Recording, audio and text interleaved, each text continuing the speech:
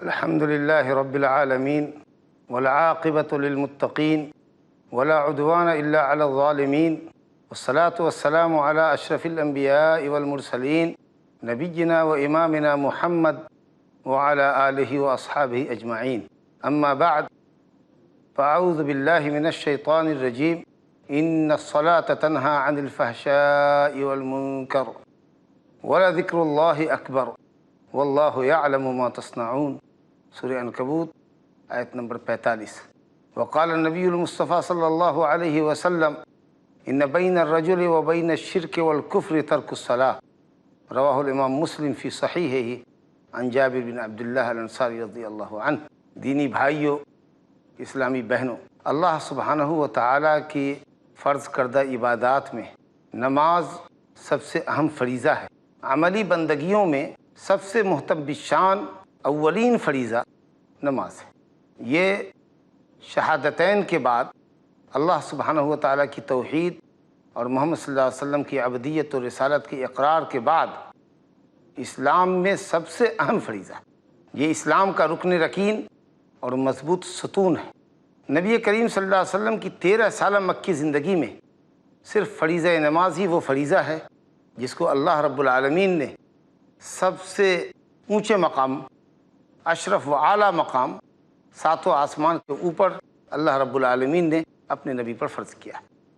گویا یہ عملی بندگی میں فرض ہونے والی سب سے پہلی عبادت ہے، اور یہ نبی کریم صلی اللہ علیہ وسلم کی آخری وصیت بھی ہے کہ دنیا سے جاتے جاتے جو کلمہ آپ کی زبان پر جاری تھا، جیسا کہ صحیح بخاری میں حضرت انس رضی اللہ عنہ روایت کرتے ہیں کہ آپ کی زبان پر جاری تھا الصلاۃ الصلاۃ وما ملکت ایمانکم، نماز نماز، اور جو تمہارے ماتحت ہیں ان کا خیال رکھنا، نمازوں کی حفاظت کرنا اور اپنے ماتحتوں کا خیال کرنا.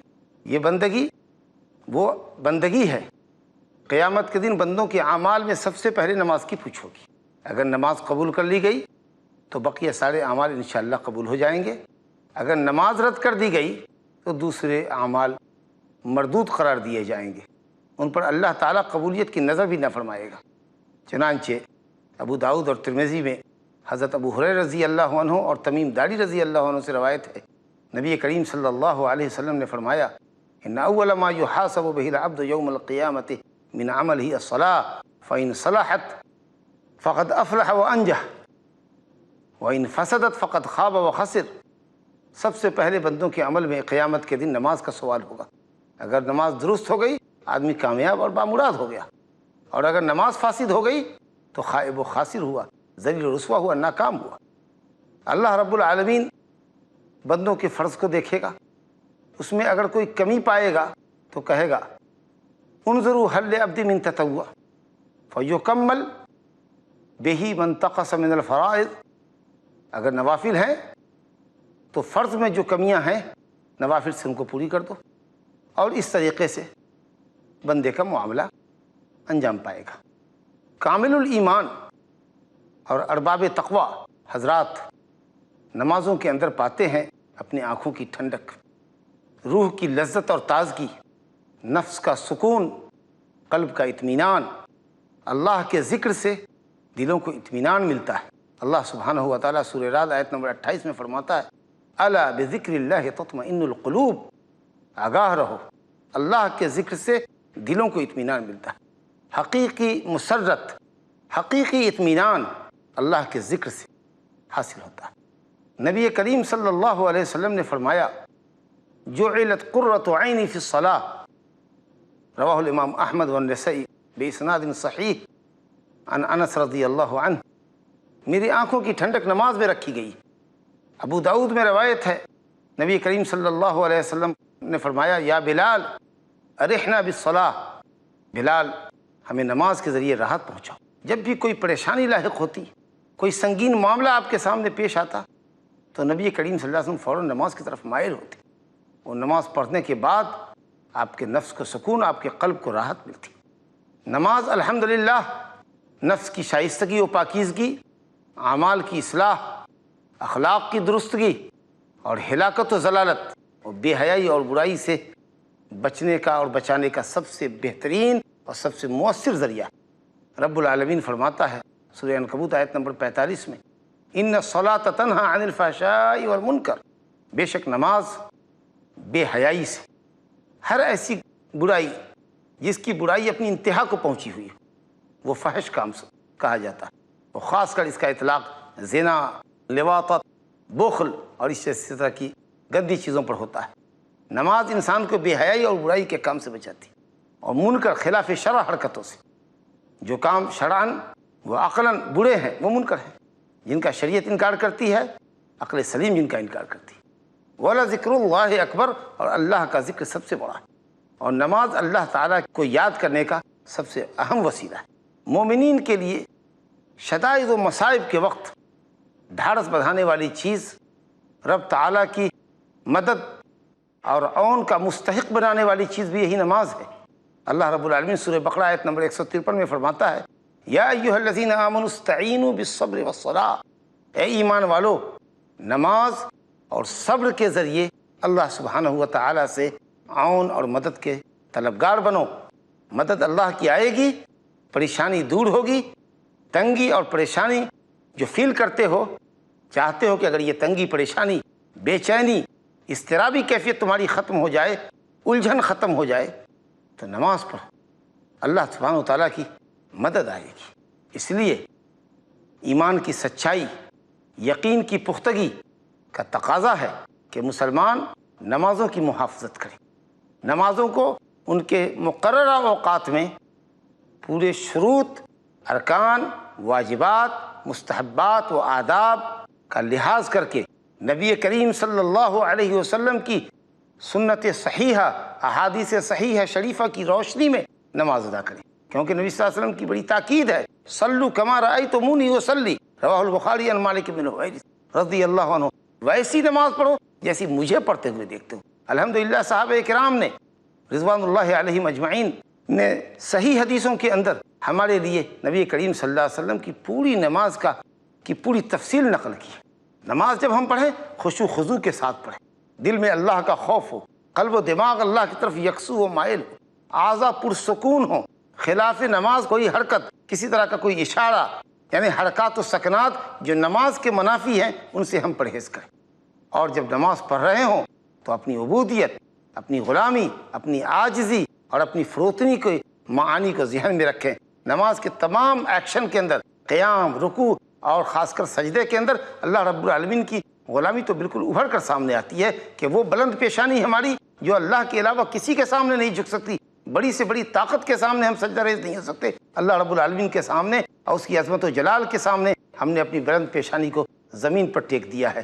یہی وجہ ہے کہ یہ ادا رب العالمین کو بہت پسند آتی ہے۔ صحیح مسلم میں حدیث ہے حضرت ابو ہریرہ رضی اللہ عنہ سے، اقرب ما یکون العبد من ربہ وہو ساجد، بندہ اللہ رب العالمین سے سب سے زیادہ قریب ہوتا ہے جب وہ سجدے کی حالت میں ہوتا ہے۔ تو یہ عبودیت، اللہ رب العالمین کی غلامی کا یہ معنی ہماری نظر میں ہمیشہ نماز کے اندر اور اس کے اذکار اور اس کی آیات کی تلاوت اور رکوع اور سجدے کی ادائیگی کے وقت ہونا چاہیے۔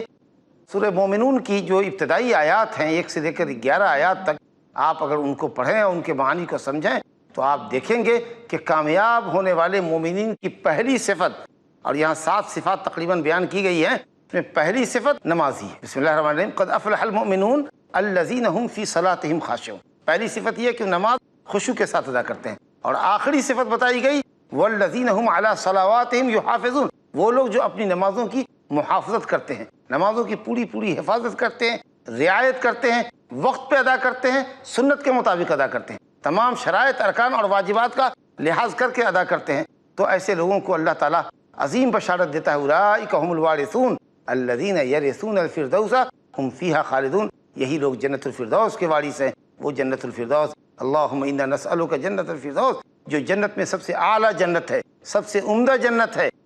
حدیث ہے صلی اللہ الفردوس، اللہ سے فردوس کا سوال کرو، فإنہ اعلی الجنہ وأوسط الجنہ ومنہ تفجر انہار الجنہ، یہ سب سے عمدہ جنت، سب سے اعلیٰ جنت ہے، جہاں سے جنت میں نہریں پھوٹتی ہیں۔ اللہ فرماتا ہے کہ نماز کی حفاظت کرنے والے اور نماز کو خشوع و خضوع سے ادا کرنے والے اور نماز کے اثرات کو اپنی زندگی میں لانے والے، اور درمیان کی جو صفات بیان کی گئی ہیں وہ اس طرح حقیقت نماز کے اچھے اثرات ہی ہیں انسان کی زندگی پر جو مرتب ہوتے ہیں، تو اللہ تعالیٰ ایسے اچھے بندوں کو کہہ رہا ہے کہ ہم انہیں جنت الفردوس کا وارث کریں گے، بنائیں گے، جہاں وہ ہمیشہ رہیں گے۔ ناظرین، وقت ہو گیا ایک چھوٹے سے بریک کا، بریک کے بعد پھر حاضر خدمت ہوتے ہیں۔ السلام علیکم ورحمۃ اللہ۔ ناظرین، وقفے کے بعد آپ کا خیر مقدم ہے۔ اللہ رب العالمین نے کامل الایمان اور صادق الیقین لوگوں کی صفت میں فرمایا ہے الذین یقیمون الصلاۃ ومما رزقناہم ینفقون اولئک هم المؤمنون حقا لہم درجات عند ربہم ومغفرۃ واجر کبیر۔ سورہ انفال آیت نمبر 3-4۔ جو لوگ نماز قائم کرتے ہیں اور اللہ تعالیٰ کی دی ہوئی روزی میں سے خرچ کرتے ہیں، اولئک هم المؤمنون حقا، وہی لوگ حقیقی مسلمان ہیں، سچے مسلمان وہی لوگ ہیں جو نماز قائم کرتے ہیں، زکوٰۃ دیتے ہیں۔ لہم درجات عند ربہم، درجہ نہیں درجات، بڑے اونچے درجات ان کے لیے اللہ رب العالمین کے پاس ہے۔ ومغفرۃ ورزق کریم، اور ان کے لیے مغفرت ہے اور رزق کریم ہے۔ اللہ تو یہ مومنین کی اعلیٰ صفات بیان کی گئی ہیں۔ حدیثوں کے اندر بھی نماز کی فضیلت اور اس کے اچھے اثرات کا تفصیل سے بیان آیا ہے۔ چنانچہ بخاری اور مسلم میں نبی کریم صلی اللہ علیہ وسلم کا فرمان حضرت ابو ہریرہ رضی اللہ عنہ سے منقول ہے، ایک حدیث ہے جو معروف حدیث ہے۔ آپ صلی اللہ علیہ وسلم نے فرمایا ارأیتم لو ان نہرا بباب احدکم یغتسل فیہ 5 مرات هل يبقى من درنه من شيء هل يبقى من درنه شيء قالوا لا يبقى من درنه شيء فقال صلی اللہ علیہ وسلم فذلك مثل الصلوات الخمس يمحو الله بهن الخطايا۔ نبی کریم صلی اللہ علیہ وسلم نے فرمایا کہ تمہارا کیا خیال ہے اگر کسی شخص کے دروازے پر ایک نہر ہو، اور وہ بھی نہر جاری ہو، اب پانی بھی ماشاءاللہ اس میں بھرپور پانی کا بہاؤ ہو، اور اس میں انسان 5 وقت یومیہ غسل کرے، تو کیا اس کے جسم پر، اس کے بدن پر کچھ میل کچیل باقی رہ جائے گی؟ صحابہ کرام نے کہا کچھ بھی نہیں باقی رہے گی۔ آپ نے کہا بالکل یہی مثال ہے 5 وقت کی نمازوں کی۔ یمحو اللہ بہن الخطایا، اللہ تعالیٰ نمازوں کی برکت سے گناہوں کو، خطاؤں کو معاف کر دیتا ہے۔ نبی فرمایا ہے مسلم شریف کی روایت الصلوات الخمس والجمعۃ الی الجمعہ ورمضان الی رمضان مکفرات لما بینہن مجتنبت الکبائر یا اذا اجتنبت الکبائر۔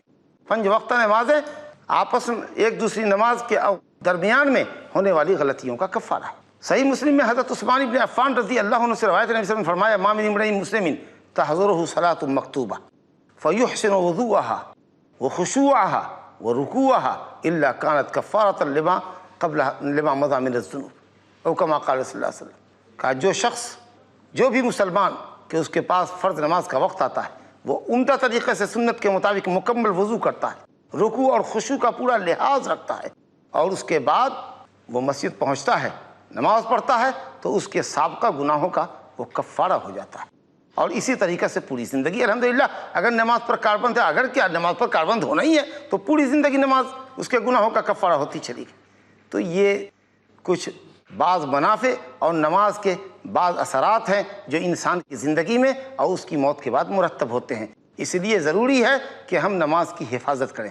دیکھیے، ایک مسلمان کی زندگی میں جب وہ مکلف ہو جاتا ہے، بالغ ہو جاتا ہے، عقل مند ہو جاتا ہے، اور عبادتوں کے اندر نماز کی اہمیت کا اندازہ اس بات سے بھی لگائیے کہ 7 سال کے بچے کو، لڑکا ہو یا لڑکی، نماز کی عادت ڈالنے کا حکم دیا گیا ہے حدیث میں۔ جب 10 سال کے ہو جائیں نماز چھوڑے تو ان کی عمر کے حساب سے ان کو ضرب لگنی چاہیے، ان کی پٹائی ہونی چاہیے، تاکہ جب یہی بچے اور بچیاں بالغ ہو جائیں، سن بلوغ کو پہنچ جائیں، بلوغت کی مشہور علامات ہیں، اور ویسے عمر 15 سال ہے، تو اگر 15 سال کے ہو جائیں تو پھر ان کی زندگی میں ترک صلاۃ کا کوئی تصور نہیں آنا چاہیے، کیونکہ راجح قول کے مطابق، اہل علم کے قول کے مطابق، صحیح قول کے مطابق، بالغ آدمی اگر نماز چھوڑ دیتا ہے اور توبہ استغفار نہیں کرتا تو اس کی سزا اسلام میں قتل ہے۔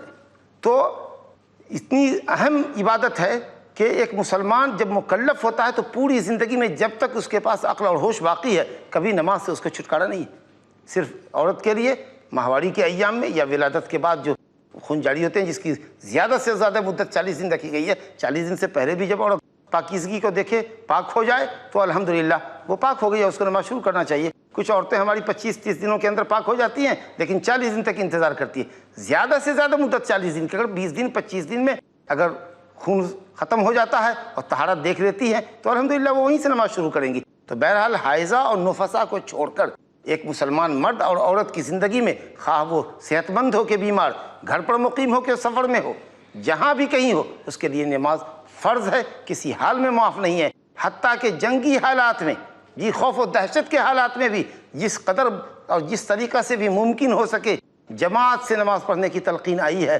آدمی بھاگ رہا ہو، سواری پہ ہو، پیدل چل رہا ہو، نماز ہر حال میں پڑھنی ہے۔ اللہ رب العالمین فرماتا ہے سورہ بقرہ آیت نمبر 238 اور 239 میں اللہ کا ارشاد ہے حافظوا علی الصلوات والصلاۃ الوسطی وقوموا للہ قانتین فإن خفتم فرجالا أو ركبانا فإذا أمنتم فاذكروا الله كما علمكم ما لم تكونوا تعلمون۔ نمازوں کی حفاظت کرو، وقت پہ نماز کو پڑھو، صحیح ٹائم پہ پڑھو، اول وقت میں نماز کو ادا کیا کرو، اور خاص کر صلاۃ وسطیٰ کی جو راجح قول میں اور صحیح حدیث کے مطابق عصر کی نماز کا وقت ہے۔ بڑی اہمیت ہے عصر کی نماز کے وقت کی، کیونکہ فرشتے کے نزول اور صعود کا وقت ہے، فرشتوں کی ایک جماعت اترتی ہے، ایک جماعت چڑھتی ہے، اور یہی حال صبح کی نماز کا بھی، فجر کا ہوتا ہے، اور اس وقت کاروباری مشغولیت کا بھی وقت ہے، اس لیے خاص طریقے سے عصر کی نماز کی تلقین کی جا رہی ہے، حافظوا علی الصلوات والصلاۃ الوسطی۔ اور حدیثوں میں آیا ہے کہ جس کی عصر کی نماز فوت ہو گئی وہ یہ سمجھے کہ اہل و عیال اس کے برباد ہو گئے، مال و منال اس کے تباہ ہو گئے۔ تو خاص کر عصر کی نماز کی حفاظت کرو۔